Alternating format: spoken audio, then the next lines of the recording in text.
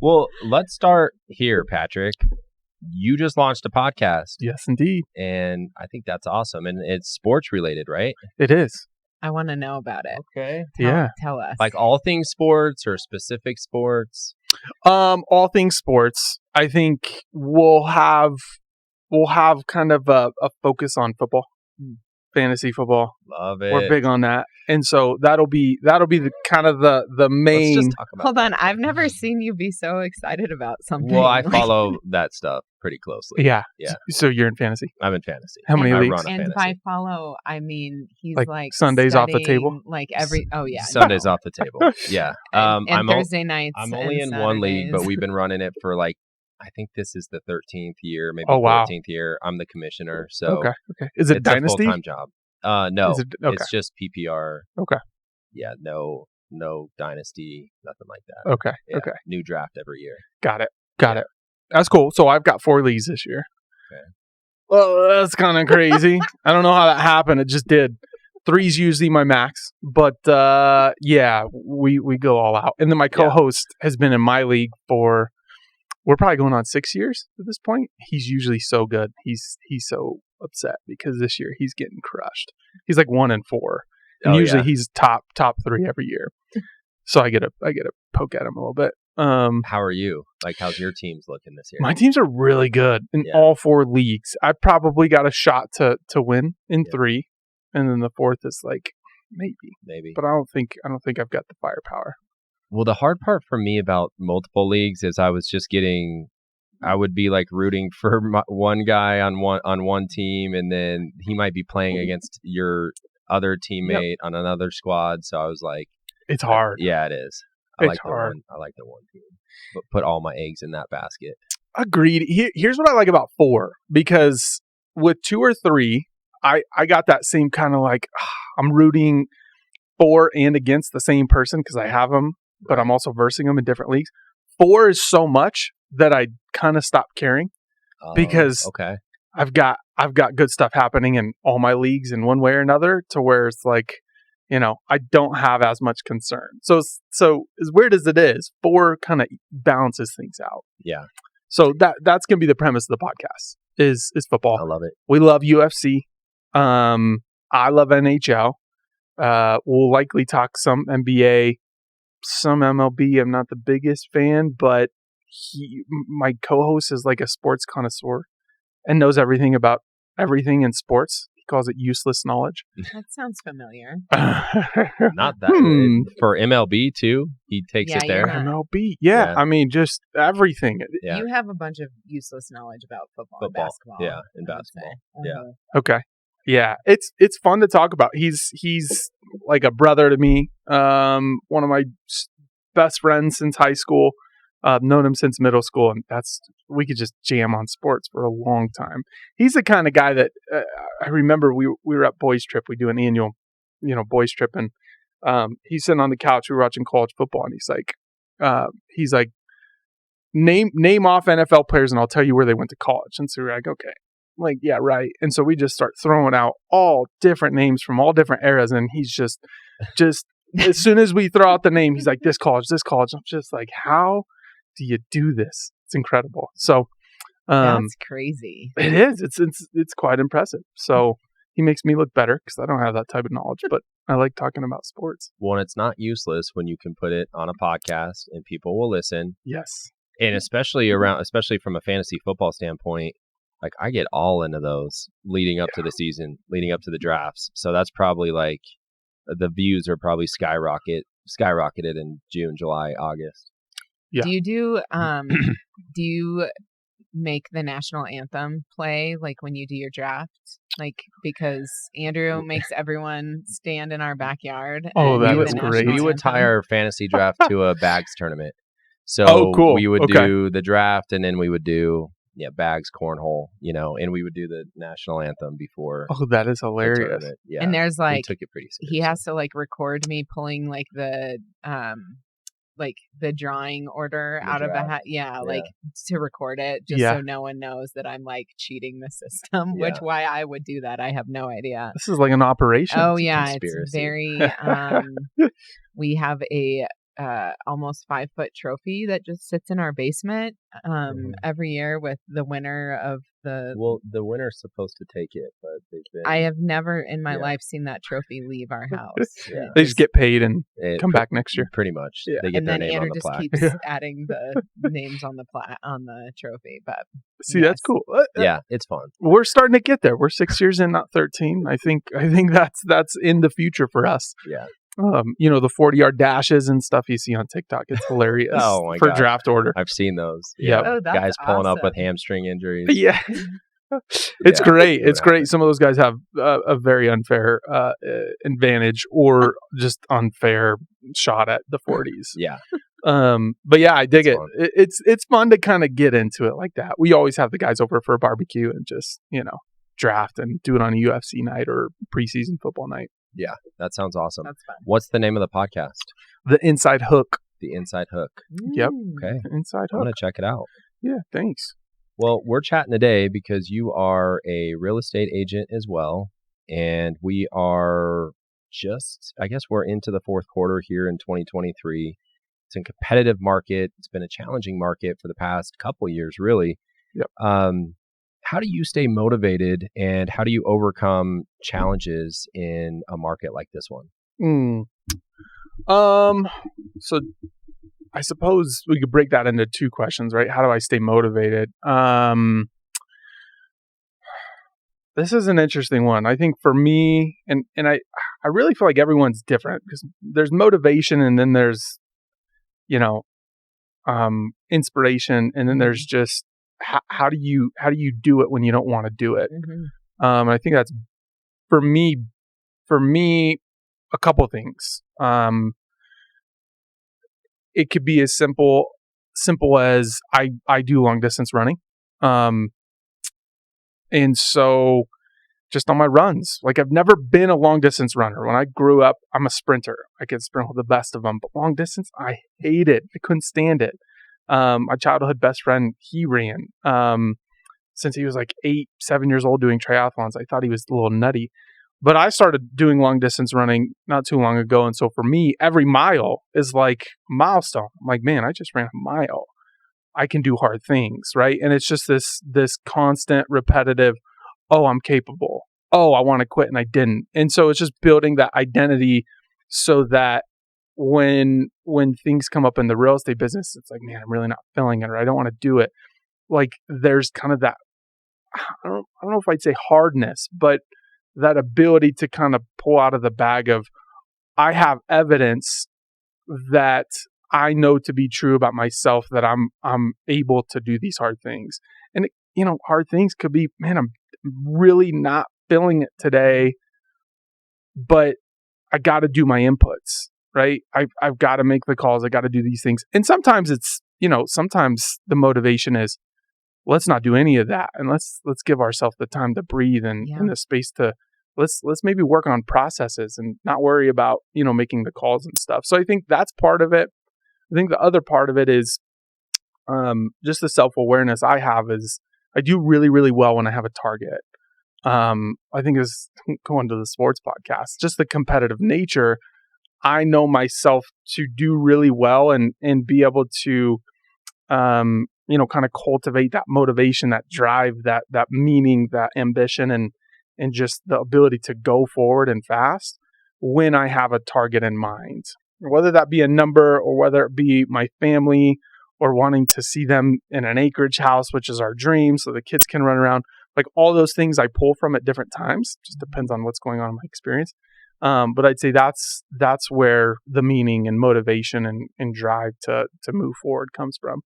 I think what you said is really key, because I think if you don't intentionally create routines in your life, like long distance running, that show you that if you have delayed gratification, or if you do this thing every day, then you're going to meet this milestone.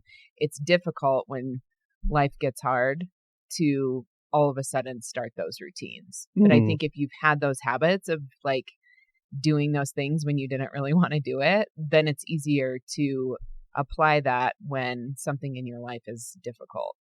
Yeah, agreed. And something I've been thinking about recently is this idea that we all should make small things big things. And what I mean by that is, like, I looked at running like 3 miles a week, and there's a perspective to be had that in the running community, long distance runners, people who run, like 3 miles is like kind of warm up for some people. 3 miles is a day run. For me, I started back on my running journey for the second time in April of this year. Before that, I had only maybe a 4-month stint of doing long distance running, which is huge for me.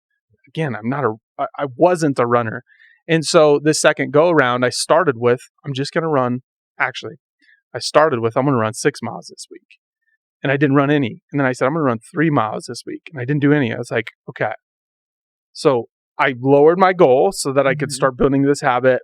And then the third week I said, okay, this is a non-negotiable. This isn't a matter of if it gets done. It's getting done no matter what has to happen. And so I started with 3 miles, worked my way up to my first half marathon, and then almost started kind of sliding back a little bit. It's like, cool, I ran my half marathon. Like, I'm a runner, I run, but like there wasn't, again, the target, the milestone. It kind of brings it back. But something my mentor told me, and I posted about this. This is about 3 weeks ago, and I've heard him say it before, but it didn't land on me until this day. And we were all together as a tight-knit group of agents at my brokerage, and my mentor was leading the meeting, and he talks about never giving an inch back. So do something and then never, ever, ever give an inch back. And he says it just like that. And I finally was like, Adam, what do you mean by that? Because I've heard you say it before. But what do you mean? And so he explains it to me, and I'm like, I kind of get it. You know, and you're like, oh, okay, yeah, I kind of get it. But it was about 10 minutes later that he was talking to us agents and just giving an example of make 5 calls a day, 5 days a week, and see what happens with your business. Because our business is all about inputs. And if you just focus on those inputs and have faith that they're going to create output, stop focusing on the output, just focus on the inputs. And he's like, just make 20 calls a day for 20 days, for a month. And then look back and see what happens in your business. And then he was like, then never, ever, ever give an inch back. You become the person that makes 5 calls a day, or, you know, the 5 calls a day for 20 days. And so never, ever not give 5 calls. And that's when it hit me. And I was like, oh, wow, this is what you meant by that. And I've been on a personal journey for a long time. So this kind of just connected all the dots throughout my self-development journey. And I was like, I'm a runner. I didn't just go create that habit to run a half marathon and say, oh, look at me, I did it. I created that habit, and a byproduct of it is I did run a half marathon, but I didn't do it to run a half marathon. I did it because the older version of me, the 40-year-old Pat, the 50-year-old Pat, he works out. I did it because I was creating this, I'm that kind of guy. I'm that kind of man who runs and exercises and does fitness. And so that was like 3 weeks ago. And it was like, okay, I'm running 3 miles a week, period. Doesn't matter. And so like it becomes who I am to do those types of things instead of just a thing I did. Right. You know, and I think in the early stages of my career, it was like, I'm going to charge hard and fast to achieve this goal. And then I'd achieve the goal. And it's like, okay, well, like, now what? And it's like sort of a letdown in a way. Oh man, it's a huge It's letdown. weird. Well, it's a motivation like killer. sadness. Yeah. Your It motivation was to hit that goal, and then once you hit it, it goes away. Right.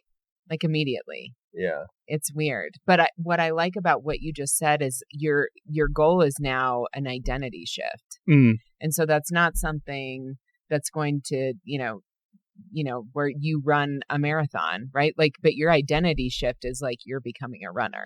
Yeah. And so that's not something where like that goes away. As long as you continue and you never give an inch, right? Yeah, Or exactly. whatever. Like, I think Never that's give an really inch cool. back. I do too. I like that I analogy. sort of feel like you're calling me out this week though, because you are beating yourself up so bad about not working out this morning. Well, no, I didn't. I work out every 6 days a week, but I didn't do it this morning. Okay. Yeah. I also, this is me publicly acknowledging I also have told myself for weeks on end that I was going to start doing the cold tub again. Okay. Yep. And I am just, oh man, I hate it. I hate it so bad. And I know I have to do it. I know it's really good.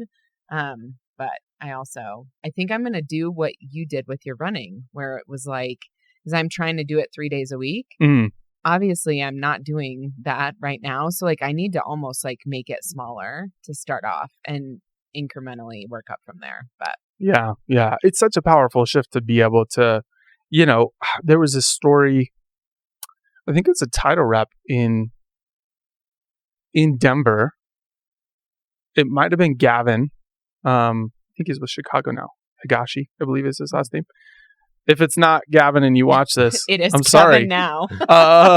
But it was either him or somebody else telling me how they just started walking to the stop sign, and they just weren't getting up to go to the gym and do fitness. So they just started walking to the stop sign, and that became, walking down another block and then running, and it just created this habit. And so, I mean, it's like just 10 seconds of the cold plunge or a day in the cold plunge, and then just never get that inch back to where, it just becomes, oh, this is who I am. This is what I do. Darren Hardy said that in the compound effect, those like seemingly inconsequential, like little things that you do every day are the things that actually give you like the biggest results. It's not the big, big crazy things. It's like that, like small, consistent, like no one can even tell that you're actually like doing something like bigger, it's just so small, but you're doing it every day.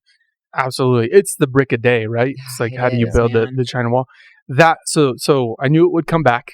You're talking about the small things. So tying the whole never give an inch back and making small things big things. I'd run 3 miles a week. And for me recently, I've been thinking about this. Let's make those small things big things. And what I mean by that is in running a mile, that's a big deal if I choose to see it that way. And then the story I can tell myself about myself and the things that I'm doing in the world become this grandiose, like, oh, I'm a runner. I'm running. I might not be running, 10 miles a week, 20 miles a week, but like I'm doing the thing and I'm doing it consistently. Like this is a big deal. And it's this thought process of, man, what if we as human beings start to tell ourselves stories like that?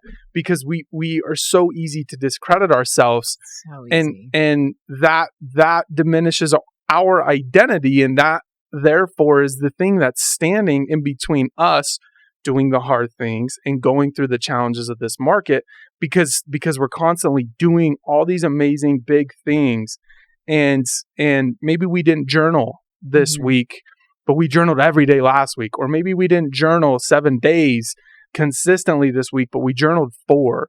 Oh my gosh, I'm the kind of person that journals. Like I journal, I do this.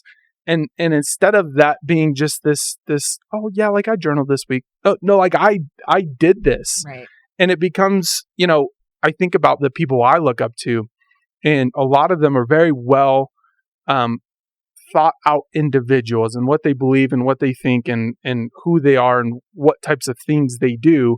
My mentor being one of them that told me never give an inch back. And that's really what tied it in for me and landed that point. Is I've been looking to become the kind of man who just knows who I am. And it's so confusing when I run a 13 mile and then stop running to know who I am, because it's like, am I a runner? Because, I ran the 13 miles, but I haven't ran in 2 months. And so never giving an inch back and making these small things big things is just so uplifting to our identity, to where we can really start to become that kind of person that can do the hard things, that can persevere, that can go through the hardness of this market. Right. Because we're constantly building evidence in our lives through the things that we're doing to say, oh yeah, that's right.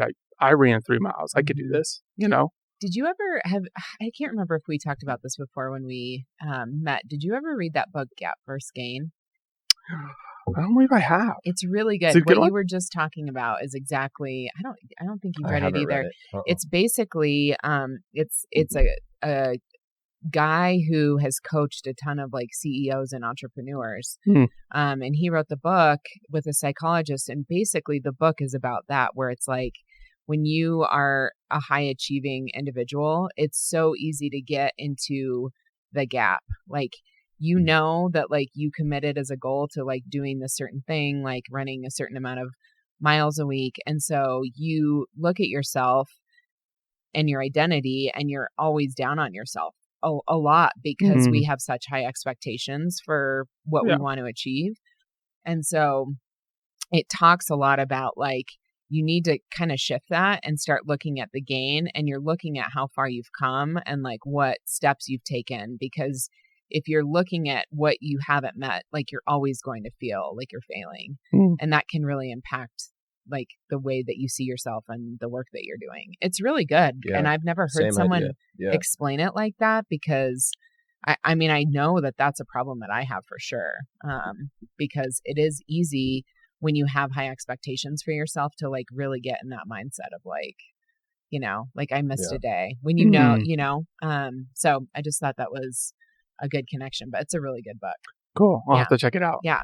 So what other, I mean, you know, besides kind of the stuff that we talked about, what other characteristics or qualities you feel like have been really important for, you know, real estate agents or lenders to have in a tough market? What are those things that have made some folks more resilient or more successful in kind of managing a difficult market?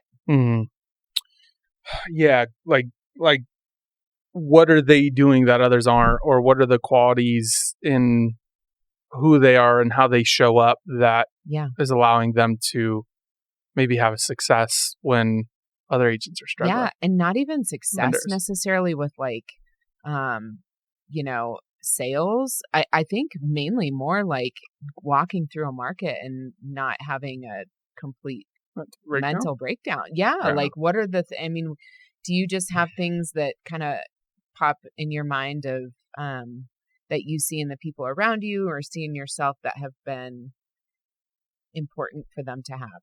Yeah.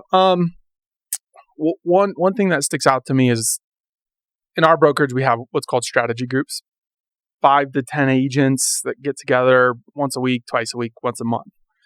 I lead my group. We get together once a month, and we have this group chat that we talk in throughout the months. And I messaged them maybe a week or two back, and I was like, man, I went down the rabbit hole today, guys. Like, you know, rates, all the things going on.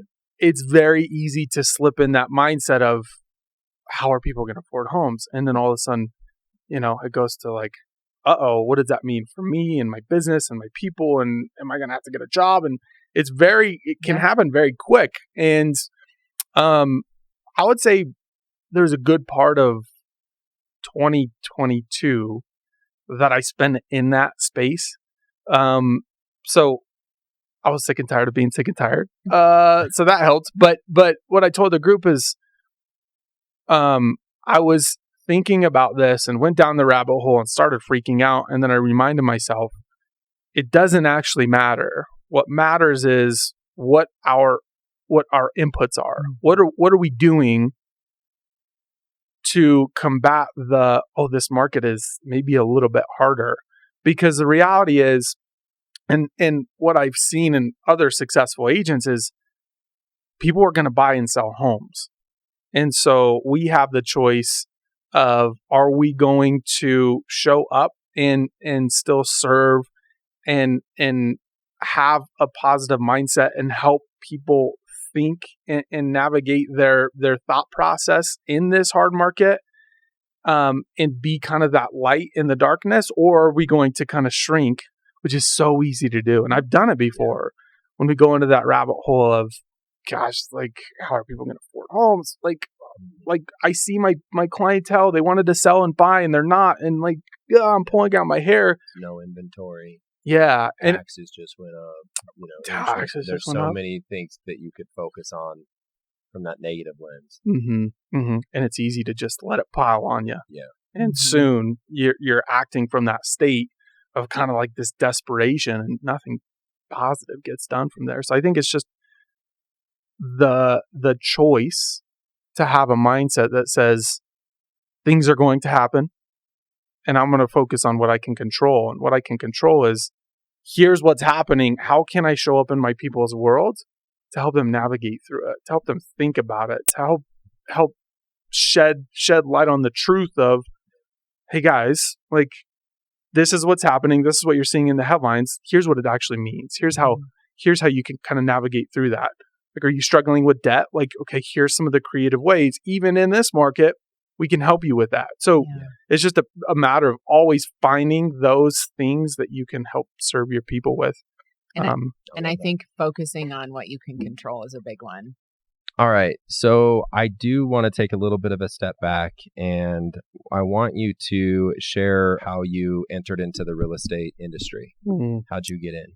Yeah. How did I get in? I was young when I started. So I was coming out of high school. I worked at a warehouse for maybe 4 months, and I had people in my world that knocked doors for Comcast at a young age coming out of high school, and I saw how much money they were making. I was 17 years old, graduated, and I was like, I want to do that. It was sales. It was kind of, entrepreneurship-ish. And I always told myself, if I'm not going to college, I'm starting a business or working my way up to be a CEO one day. So I was like, this is a great ground level. I'm going to start at Comcast. I can work my way up, have that kind of potential. And so, when did we graduate? So May. So I was 17. You had to be 18 to start. So I think I applied like August-ish. I haven't even turned 18 yet because I turned 18 in September. Was kind of freaking out because it took about a month and a half for them to go through the application process and interview process. The whole, hey, sell me this pen. I had to do that. Was probably so bad at it. Yeah. I was definitely. You wish you had that on video. Oh no, I don't. That would be a fun one to rewatch. Yeah. I kind of cringe at just the thought of it. But I was getting into sales, and so I was the youngest guy in the room. Once I finally actually got hired on, because I got the call. They're like, "You're good. We're hiring you." I don't know how I got in because I probably failed selling the pin. But that's where I started after high school. Went through for about a year and just was beat up. You were going door to door Comcast. Good for you. Yeah. Wow. Andrew didn't even. Andrew I made had it like a day. Andrew had a door to door knife selling job. Oh yeah, Cutco. Yeah, called Was it me Cutco? like half. Yeah. Called me at like his lunch break at a McDonald's. I was like, come pick me up. I didn't know what I was getting myself into. Like, I went for the orientation, and then I went out on a trip with another sales guy, and I was following him around, and I was like, there's no way I can do this. I'll cut someone. Yeah, right. Someone's going to cut me. Right. I mean, we'd show up and just get, well, if you did it for a full year, like, just get shunned. It's a brutal game, door knocking. People don't want to be bothered, They don't want you there. In a sales organization, one, the culture of the guy is there, and you had to go in the office, do the sales meeting, and then go out and knock doors. Most of them were just grumpy, 40, 50-year-olds knocking doors. And there was like the two guys who had figured out the game. Now looking back, I'm like, okay, you guys weren't doing this well just by door knocking. You had some other things going on, but the culture wasn't great. So most of the days, it was brutal knocking doors. It's like you had to like really muster up that. Like, I want to go do this. And then if I wasn't really like energized and in flow, it was a bad day. But if I was like solid and steady and just my own state of being, it always was a good day. Even the no, get off my porch kind of thing. But in the sales organization, it was so salesy, and I didn't love that. And so after a while, I knew I loved sales, just the relationship aspect of being able to go in and consult and help people. So I knew I wanted to do something in that realm. I wanted to make more of an impact versus saving people $50 on cable. Didn't really feel fulfilling. And then lastly, I wanted more upside. I wanted to, I'm going out and doing this thing. I want there to be more upside from a monetary perspective. And so real estate, I was always the kid that wanted to go to my friends' houses, because I just loved being at new houses. And so on some level, it always kind of called my name. But once I knew those three things were important to me, we had somewhat of a family friend in the business. I went and talked to him. And it was after that first meeting, I was like, okay, I'm done with Comcast. We're going into real estate. 19 years old, went through classes, got my license, couldn't even buy my clients a bottle of wine. Felt a little weird. 19 years old. Yeah, going on 20. Asking people to trust me to sell their house. And so that's when I got into the business. That's kind of what brought me here. And we're 9 years in last month or August. So yeah, that's the story. What's your proudest accomplishment to date in real estate? Like what's something that you just feel really, really proud of? In real estate in specific? Yeah. Aside from, the dad answer. Yeah, I knew you were going to say that's why. Yeah, you gotta leave with that one. You have to. Proudest accomplishment. A couple of things to mind. One, just staying in it with the help of my amazing wife. Mm-hmm. I was 8 months in, hadn't sold a house. I said, screw this. Network marketing was big. I was like, I don't even like real estate. I'm doing this. I'm going into the next thing. And she's like, you haven't even sold a house. I'm like, yeah, you're right. She's like, so do that, but only after you sell a house. I was like, okay, fine. I'm gonna prove you wrong. I'm gonna sell the house, prove to you that I don't like this, and go do the thing I want to do. And of course, I sold 2 houses. It was a buy and sell in 2 days, and I was like, okay, this is cool. I'm doing this. So I'd say first is just sticking with it. When everything in me wanted to quit. I would say, second thing that comes up was my record year of, I believe I sold a little over 21 million in volume. Wow. That was huge. I always had dreamed of selling 40 homes. That was a goal that I had set 2 years previously to me actually doing it. So, again, just sticking with it and seeing the fruits of my labor. But I would say over those two things, I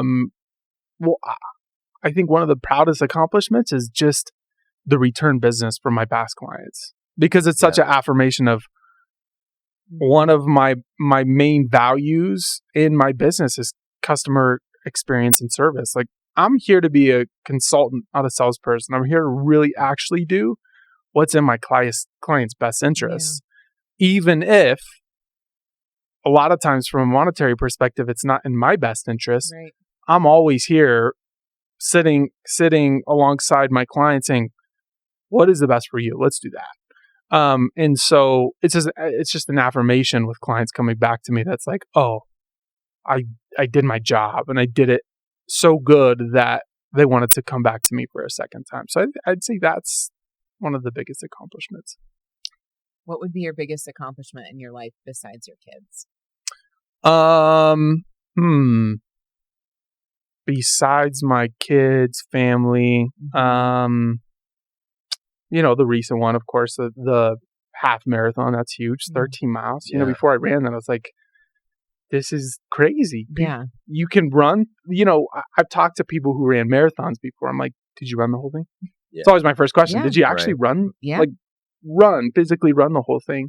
And so even 13 miles to me, even though I was running, I was like, this is wild. How does this work? And did you run the whole thing? Oh, yeah. Yep. Good for you. I did run the whole thing. I had a couple bathroom breaks, but I actually ran the whole thing. There was no I'm tired, I need to walk. I'm struggling. I hit a wall about a mile 10, 11. Always the mile. That's like when I ran a couple, and that's when I hit a wall too. Yeah, You're 10, just like, what 11. am I doing? Yeah.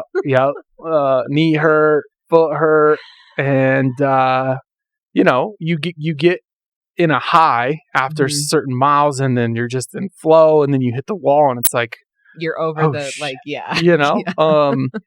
So I'd say that's a big accomplishment. But overall, I think biggest accomplishment would just be the overall, having bought a house at 21, having investment property, a family, an amazing wife, kids, just all of it combined. Yeah. I could look back and say, wow, like I've essentially done everything I've said I wanted to do, and there's still so much more, which is so beautiful. But overall, I would say that. And if we can kind of simplify it, I always say it's not the act of being perfect that we want to chase. It's the act of seeking to be perfect that we want to chase. Because if we wake up every day and say, hey, maybe I didn't journal yesterday, I'm going to journal today.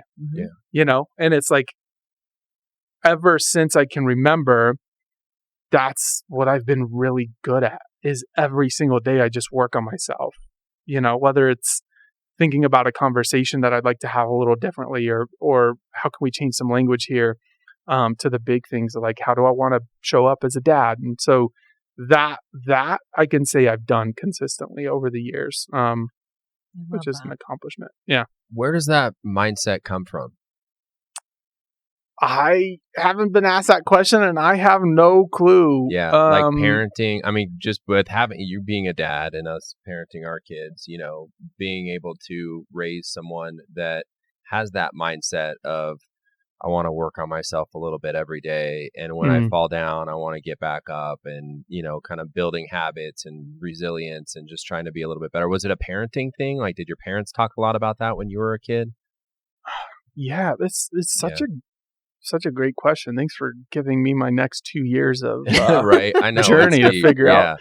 But I just love because the some question. people have it and some people don't. And we always are trying to think of from a parent, like you said, like we want our kids to, know how to do that because it's so important to us. And, I know a lot of it obviously is us modeling it for our kids, but yeah, it is interesting. Like, well, that's what life is. I mean, it's just like a series of just, the highs and lows, and how you handle those, I think depends on, just the kind of mindset that you have, everything depends on the mindset. Yeah. So, agreed. I think it's a fantastic question. I mean, some of the things I think about, like my parents weren't entrepreneurial. My dad was a firefighter. Ended up being chief at the end of his career. My mom had always been in real estate, title, lending, growing up. So there wasn't. It's interesting because the things I could maybe pinpoint to what shaped my mindset. My parents had gotten divorced, so my mom was a single mom, and she to survive 2008, she was entitled, got laid off. Just what an extraordinary feat to have raised 3 kids, kept the house, and pretty much worked 12 to 14 hours a day. I mean, I would imagine some of what I've become in my mindset is shaped from that. Seeing her and being like, it's a legit amount of grit right there. Yeah. It's like, so there is that grit that I got from it, but there's also like, screw that. Like, I don't want to have to do that. For my family, for my kids, and even for my mom. I want to show her, hey, thank you for all this. Look at what we've been able to create through the things you've taught us. So I think maybe some of it comes from seeing what I don't want.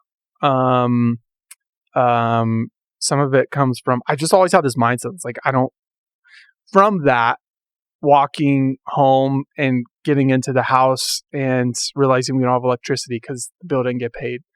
And being like, oh, okay. Well, as a kid, I was like, I can't watch TV. Oh, this sucks. Well, I'll just go play my computer. And so I go downstairs and, it was at the time with the big box computers. It's like, oh, shit, I can't play my computer either. What am I going to do? Right. And it's just like being in that place, not having hot water for a week. And don't get me wrong. Like, we lived a really good life, middle class for the most part.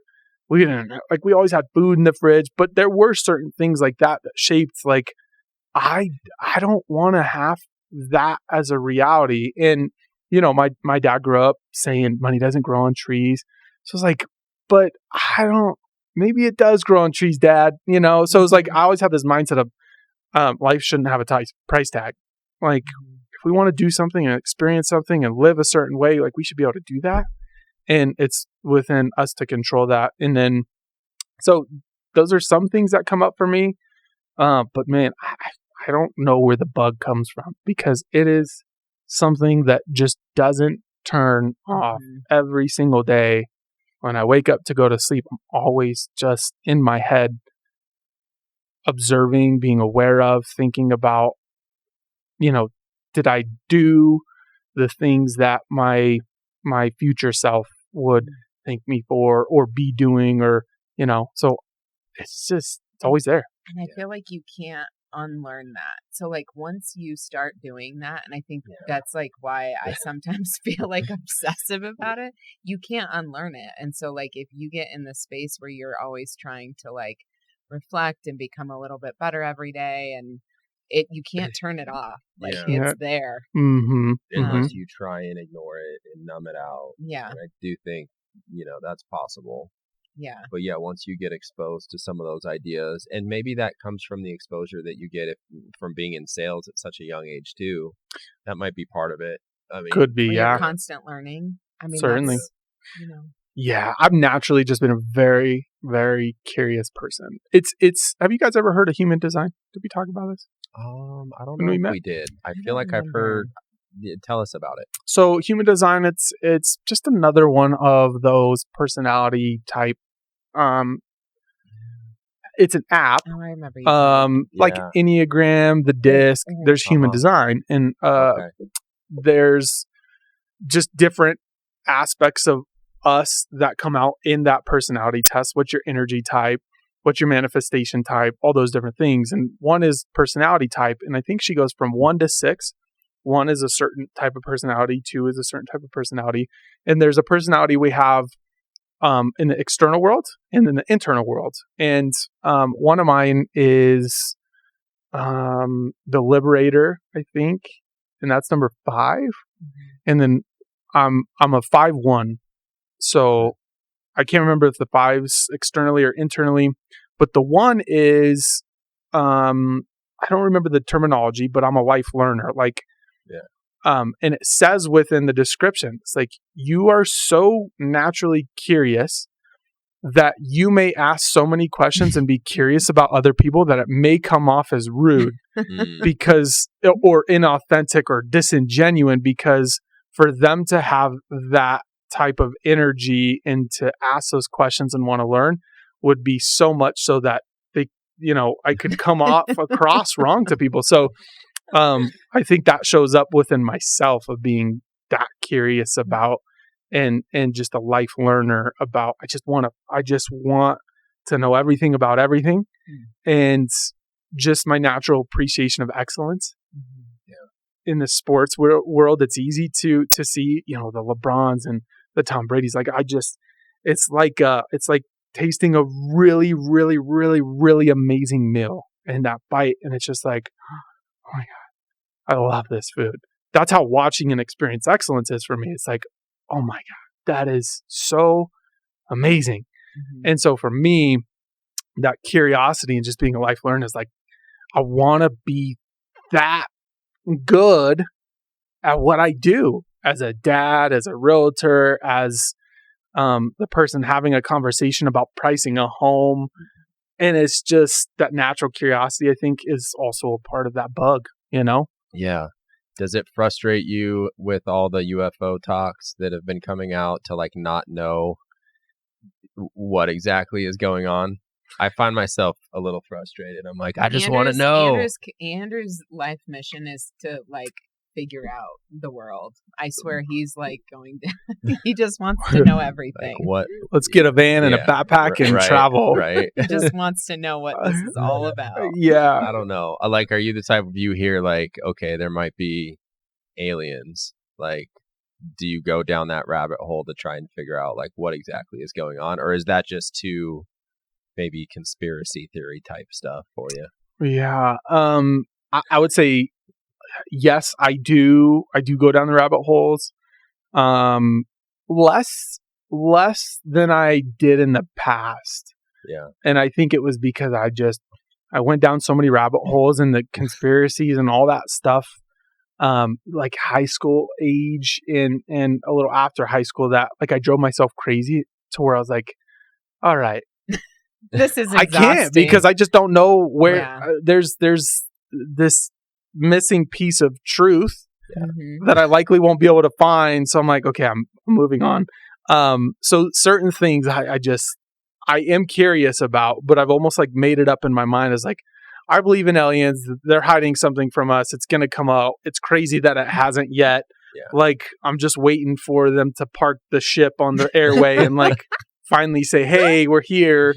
But like, so Joe Rogan's podcast, love them about UFOs. Yeah. So in that way, I'm curious, and I love just absorbing that knowledge. Yeah. But a lot of the conspiracy stuff, because I went down those paths and not being able to like find that truth, I you can stay away from some of it. Yeah, for sure. All right. Okay. So our last surprise question is, if you could write a book about anything and whatever you want it to be about, what would it be about? What would it be about? I'd love to crack the code at some point of being a dad. You know, how to show up when your kids are doing X or Y or Z, or they're throwing a fit, but I'm still figuring that out myself. So I could see that in the future. But I think that's secondary to likely if I were to write I could see myself doing two things. One, there's a part of me that wants to be an actor, like a movie director. It's funny. I was talking to my wife recently about it, and I told her, I was like, if I were to start over, I would do X, Y, Z. And she's like, I'm surprised you didn't say actor and stuff. I'm like, I still kind of see that in my future. So, and we kind of laughed, and she's like, oh my goodness. Yeah, you should. So I could see myself writing, creating a story and writing that into a book. But likely I would write a self-development book. Just about, here's me trying to figure out this whole game of life and how to like feel good about myself and be in flow and just do and have all the things that I want to have, and in learning all the things I've learned, like here's the formula that I found to work for myself. And I'd likely write a book on that. I love that. If I were to write a book. I want you to pursue your acting career as well. I do. That would be awesome. Yeah. We'll sit front row. Thank you. That would be fantastic. Yeah. I mean, hey, the kids are growing up. My daughter wants to be in acting class, so there you go. We'll see where it lands. Maybe the sports podcasting can turn into, some things. We'll see. Well, man, this has been great. I mean, we could talk to you. I can't believe it's been an hour already. We could talk to you for much longer. Hours. Maybe we'll have to do another episode sometime in the future. Yeah. You've got a lot of great ideas. I love your mindset. I do follow you on social media as well. I advise our listeners to do the same.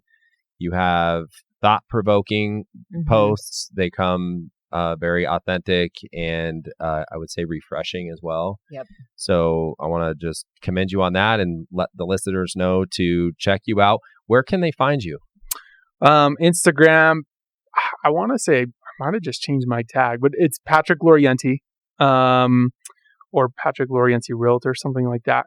If you type it in, it'll probably show up. And then Facebook. I'm on YouTube. Don't do a whole lot there. I'd say Instagram and Facebook are my main go-tos.